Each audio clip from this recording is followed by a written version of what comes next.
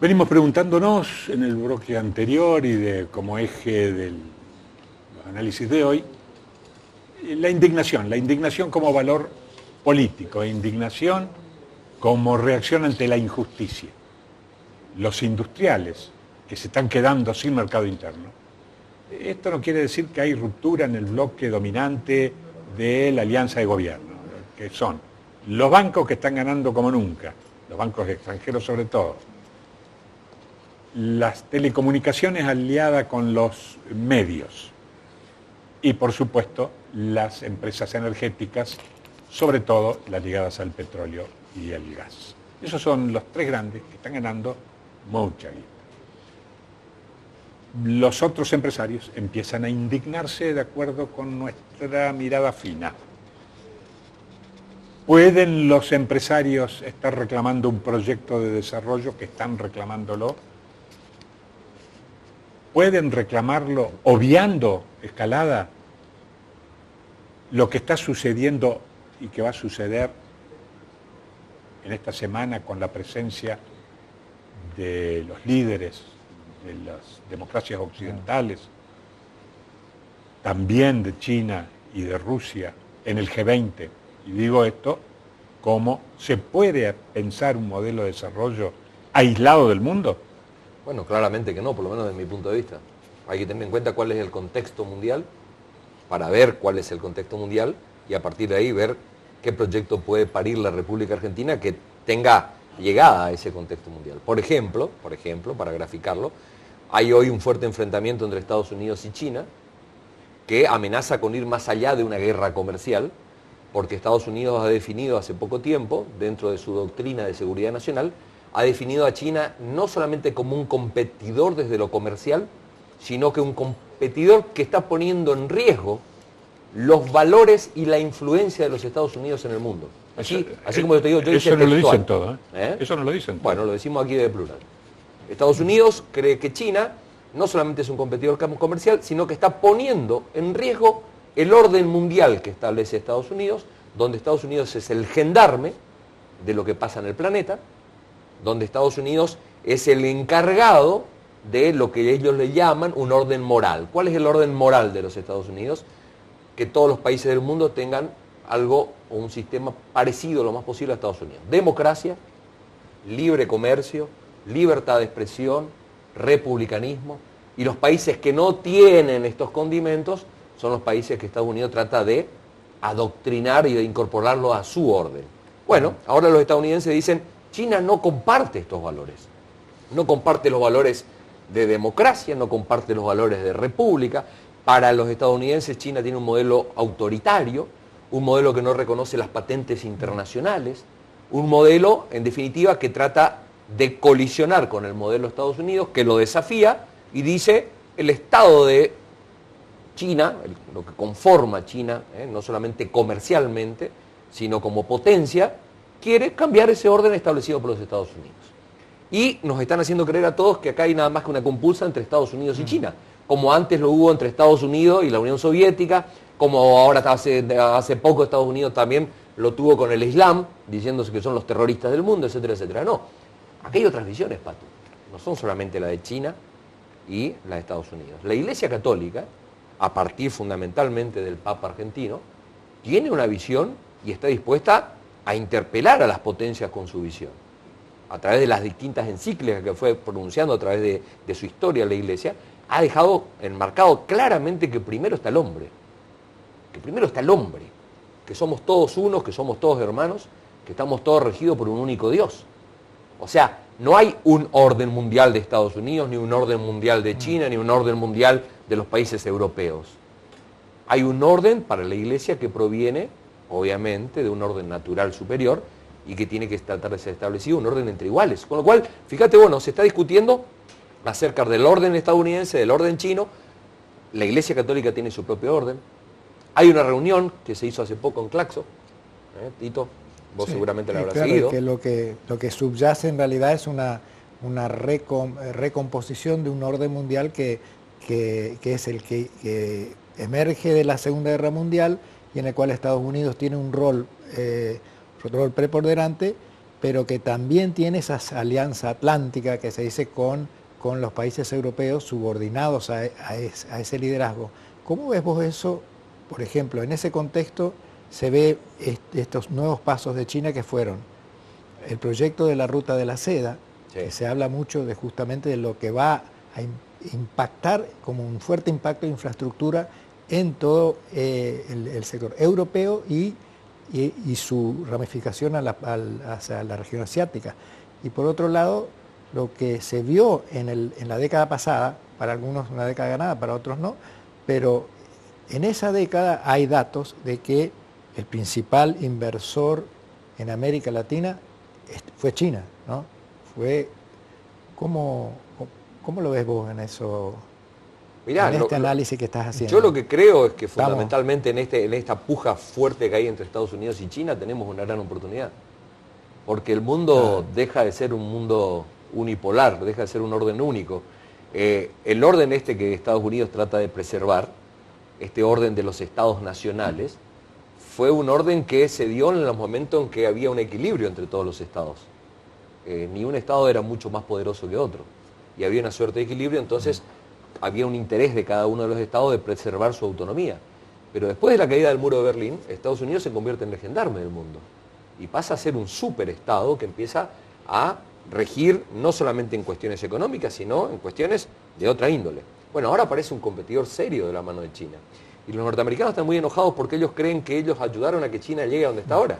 Porque según ellos, según los norteamericanos, ellos ayudaron a sacar a China del influjo comunista, la pusieron a China dentro del esquema capitalista, para poder hacer algo entre los dos, no para que China venga a por ellos en este momento. Como dicen los españoles, dicen así, vinieron a por ellos. Vos sabés que dentro de este contexto que vos estás viendo, hay que rescatar el posicionamiento de Macri en el Grupo de los 20.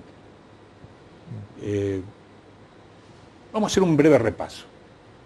La política exterior es la continuidad de la política nacional. Es decir, es la expresión de lo que está sucediendo internamente como proyecto. La Argentina, no nos vamos a remitir a Martín Irigoyen, que fue el primer diplomático argentino, que me prohíben acá de irme tan remotamente, que curiosamente lo traigo, el primer destino del primer diplomático argentino en 1810, 29 de mayo de 1810, fue a Gran Bretaña. ¿Por qué? Porque Gran Bretaña era el imperio que estaba contribuyendo a las colonias, con las colonias españolas, a liberarse del yugo español. Es decir, que era un aliado importante. Allá fue Martín Irigoyen. Martín Irigoyen, dicen algunos en la historia que no trajo nada. ¿Sabe lo que trajo? El límite del avance lusitano. Porque los ingleses eran aliados al imperio lusitano. Le dijeron el Río de la Plata es nuestro, y eso es lo que trajo Martín Irigoyen. Bueno, sin ir tan lejos. La diplomacia argentina tuvo un momento de brillo en el mundo, porque estaba articulada a la División Internacional del Trabajo, que queda conformada cuando en la Argentina empieza la generación del 80 a definir un proyecto nacional. Agroexportador, dependiente, todo lo que quieras. En Santiago del Estero, en 1910, había 84% de analfabetismo. Es decir, no estamos haciendo una apología de ese país. Pero sí había un proyecto nacional definido por el patriciado argentino, la oligarquía argentina, que tuvo cancilleres como Drago, que en 1902, cuando Alemania, fíjense, Italia y Gran Bretaña le habían hecho a Venezuela, ¿cómo se dice? Un bloqueo. Sale la doctrina Drago por el renunciamiento de Estados Unidos a la doctrina Monroe de que no podía ser agredido un país. Dice, sí, pero si debe plata sí puede ser agredido. Y la doctrina Drago, aprobada después en La Haya y en los organismos financieros internacionales, se hace doctrina para todo el mundo en la no intervención de los asuntos extranjeros.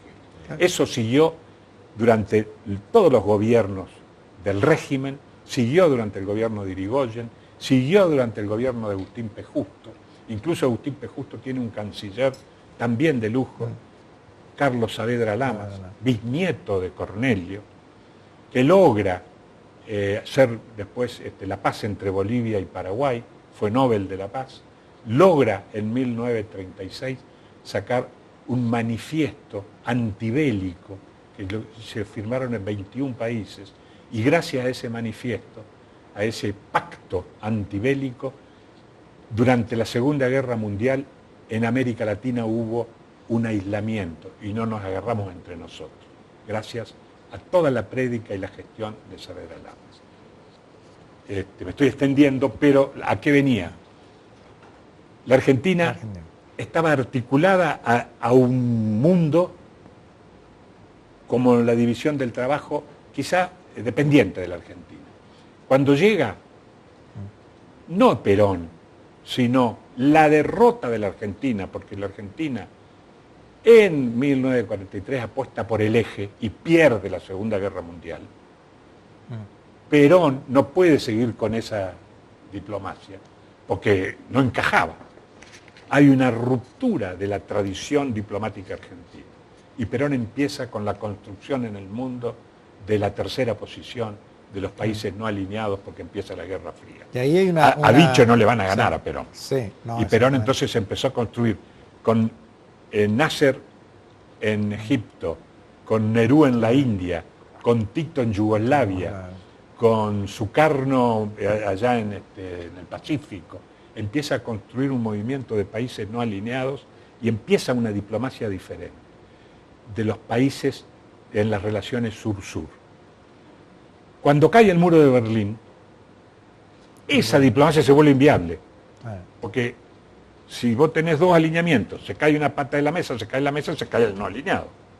Es decir, y ahí no... Cae el concepto de tercermundismo. Cae el tercermundismo porque quedó uno. Queda uno, claro. Sí. Ese uno le toca justo, cae cuando asume Menem.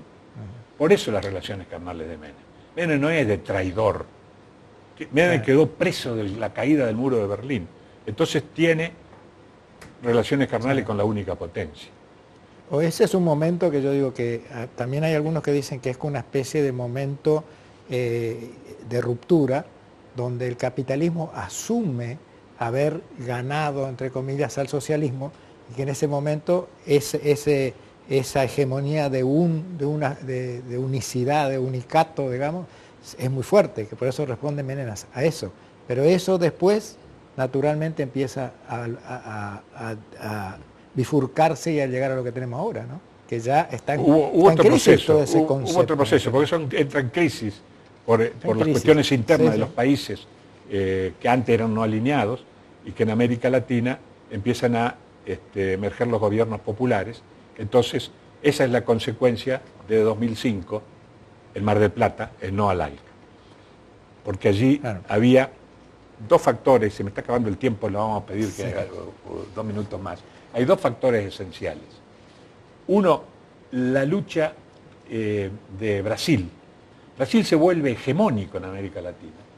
Forma junto con Rusia, y la China y la India, el BRIC.